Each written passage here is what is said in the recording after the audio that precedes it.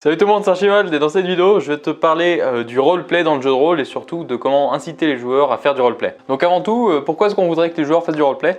Eh bien c'est parce que le jeu de rôle c'est avant tout jouer un rôle, hein. On n'est pas là pour jouer au Monopoly ou à Risk. C'est pas on avance un dé pour avancer, c'est quand même jouer un rôle, jouer un personnage, être dans la peau d'un personnage. Donc c'est pour ça que le roleplay, c'est quand même quelque chose d'assez important. Donc faut pas oublier qu'on peut pas obliger les joueurs à faire du roleplay. Il y a beaucoup de joueurs qui sont pas très à l'aise avec ça, qui ont du mal quand même à faire du roleplay.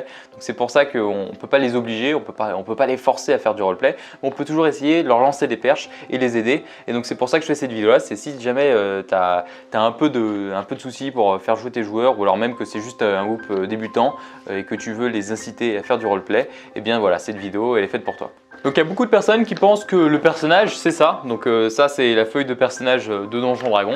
Donc le personnage c'est pas ça, hein. Ça c'est juste l'interprétation dans le système de jeu pour pouvoir résoudre les actions qu'on ne peut pas résoudre par l'histoire, qu'on ne peut pas résoudre par le rôle et par la narration. En vrai le personnage c'est pas ça, le personnage c'est un background, c'est une histoire, c'est ça, c'est un texte avec des caractéristiques du personnage, qui il est, pourquoi il est à l'aventure, s'il est à l'aventure, comment ça se fait, comment il arrive à cet endroit-là, quels étaient ses parents, ses amis, sa famille, d'où est-ce qu'il vient, plein de choses comme ça. C'est ça le vrai personnage, c'est ça le vrai rôle. Et donc c'est pour ça qu'en fait, le plus important, et mon première astuce que j'ai à te donner, c'est de demander aux joueurs, avant d'arriver, de créer un background. Donc le background, il n'y a pas besoin d'écrire beaucoup. Moi j'aime beaucoup écrire plusieurs pages. Donc là j'ai deux ou trois pages de ce genre. C'est le minimum que je fais pour un personnage. Mais tu peux leur demander 5-10 lignes, un paragraphe comme ça, une demi-page, c'est suffisant. Juste de savoir d'où est-ce qu'il vient, dans quelles conditions il a grandi, pourquoi il est parti à l'aventure. Ce genre de questions-là, c'est les choses que les autres joueurs ont besoin de savoir, ou alors qu'ils pourraient savoir. Bref. Le background c'est quand même la racine et la base de tout roleplay. Le même personnage avec la même feuille, les mêmes classes, même race, mêmes compétences, mêmes caractéristiques, même armes et tout ça n'est pas le même suivant s'il a grandi dans la noblesse, s'il a grandi dans la pauvreté, suivant s'il a grandi au nord, au sud, dans un endroit très riche, très pauvre. Bref, il y a plein de choses différentes qui changent tout. Ça peut changer d'un chevalier noble qui veut défendre les personnes à un pillard qui la seule chose qu'il veut c'est brûler les personnes pour aller se beurrer la gueule à la taverne. Donc voilà, c'est pour ça que ce qu'il faut voir, c'est vraiment le background, c'est le vrai personnage et qui permet vraiment aux joueurs de savoir qui c'est qui doit interpréter. Ça vient donc venir donner ma deuxième astuce, que c'est donc la session 0. Donc le background et le roleplay vient au fur et à mesure du temps et qu'on commence à connaître son propre personnage. Ça veut dire que dans un one shot, c'est assez compliqué de faire du roleplay, vraiment de connaître son personnage, parce que en 4-6 heures, c'est pas suffisant. Par contre, sur une campagne à longue durée de plus de 5 parties, eh bien là oui, sur des dizaines et des dizaines d'heures, on commence vraiment à se mettre dans la peau du personnage. C'est donc pour ça que moi je recommande au début d'une campagne de faire ce qu'on appelle la session 0. Donc dans la session 0, en fait, on vient dire différentes choses, comme par exemple l'ambiance de la campagne. Le maître du jeu, il va dire aux joueurs, voilà, donc la campagne c'est une campagne humoristique, donc style Nullbuck, vous pouvez faire des blagues, des personnages un peu drôles, des trucs comme ça, il n'y a pas de problème. En comparaison à ça, il peut dire au contraire, non, c'est une campagne assez sérieuse, dans laquelle on veut une ambiance sérieuse, on peut faire des blagues, tout ça pour détendre un peu l'ambiance, on peut rigoler, il n'y a pas de problème, c'est quand même censé être un jeu. Bref, on veut quand même une ambiance sérieuse. On va dire aussi l'orientation de la campagne, est-ce que ça va être quelque chose à grande échelle, style Game of Thrones, avec des grandes batailles, les personnages vont diriger peut-être des petits groupes armés, des choses comme ça. Ou alors, si ça va être un groupe, une campagne un peu plus exploration, donc ça va être les seuls êtres civilisés, qui sont au milieu de zones perdues, dans lesquelles il y a des monstres un peu partout. Ou alors, est-ce que c'est un porte-monstre trésor? C'est un peu ennuyeux, mais pourquoi pas? Ou est-ce que c'est quelque chose de théâtral, donc il n'y aura presque pas de combat et les joueurs ça sera basé quand même sur la discussion. Bref, à toi de voir, c'est vraiment ça c'est de ça qu'on va discuter dans la session 0.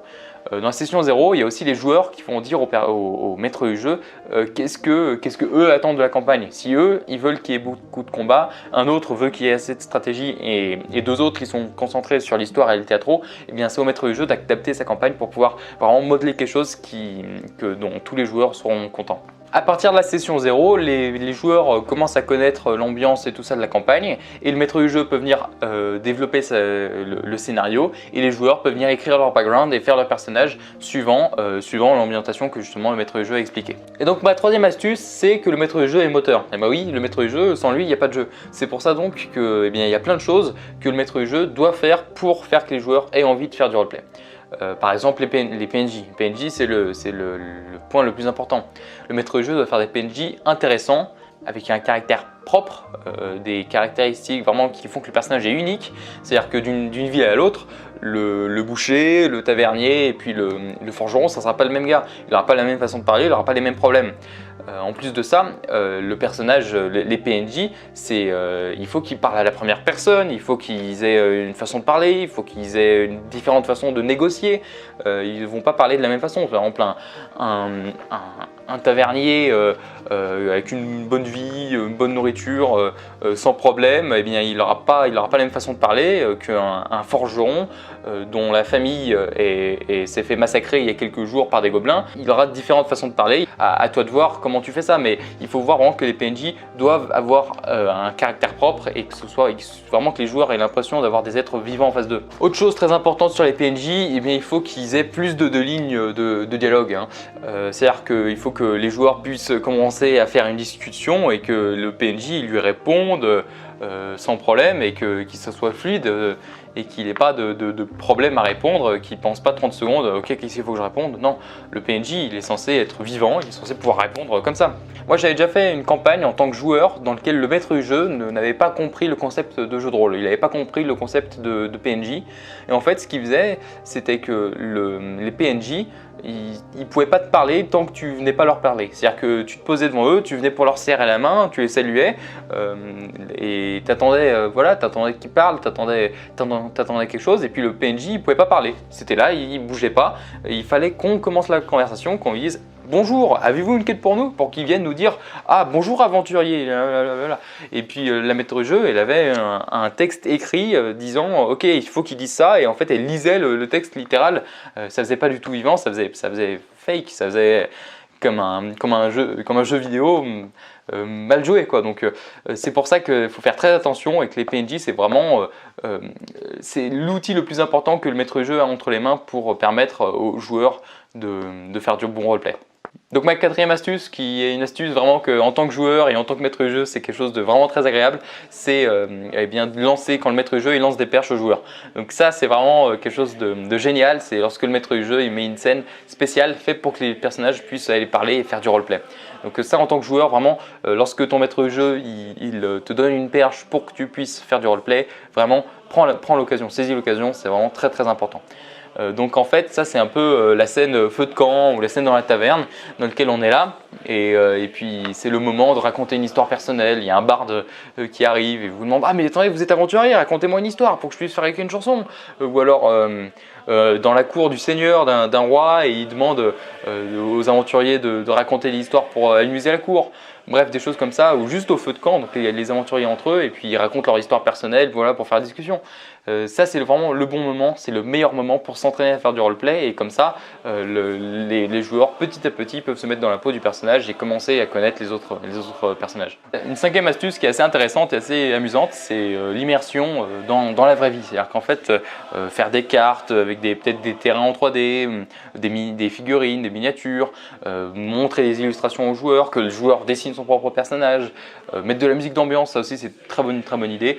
Juste sur une tablette ou sur un téléphone, tu mets une musique, voilà, une playlist de musique de taverne de 4 heures et c'est suffisant pour mettre une bonne ambiance. Ça permet aux joueurs vraiment de se sentir non pas juste dans un jeu de société, mais vraiment dans un monde dans lequel on arrive à discuter et à prendre la vie d'un personnage fictif. Et le sixième point, la sixième astuce que j'aime beaucoup et que je la mets assez souvent en pratique, c'est de récompenser les joueurs lorsqu'ils font un bon roleplay, voire lorsqu'ils ont du mal à faire du roleplay. C'est-à-dire que lorsque j'ai un joueur qui a du mal à faire du roleplay, qui a du mal à parler à la première personne, à venir parler, interagir avec le monde, et lorsqu'il le fait, lorsqu'il sort de sa zone de confort, là je lui donne, même dans le jeu et hors jeu, eh bien, je viens le récompenser. C'est-à-dire que dans le jeu, eh bien, il va y avoir les PNJ qui vont venir lui dire oui, mais oui, bien sûr, vous avez totalement raison.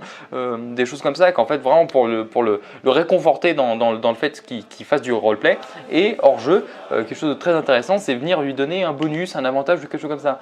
Par exemple, dans Donjons Dragons, ce qu'on peut faire, c'est lui dire voilà, je te donne un +1 que tu fais à n'importe quel lancer, une attaque, un roleplay, quoi que ce soit. Lorsqu'il a besoin de faire un lancer de dés, il a le droit de mettre +1 à n'importe quel moment. Bon, qu'une seule fois, mais ça lui permet de dire ah ben voilà, c'est inconsciemment, il va faire de plus en plus de roleplay. Donc après, il ne faut pas le faire chaque fois que les joueurs font du roleplay, parce que dans une campagne dans laquelle les personnages font du roleplay à chaque session, plusieurs fois par session, là oui, il risque d'être trop récompensé et donc ça perd son sens. Mais pour réconforter les personnages, les joueurs qui en font pas beaucoup, et pour récompenser les personnages qui en font du très bon roleplay, ça c'est quelque chose de très intéressant. Donc voilà, dis-moi dans les commentaires si toi tu as d'autres techniques pour inciter tes joueurs à faire du roleplay.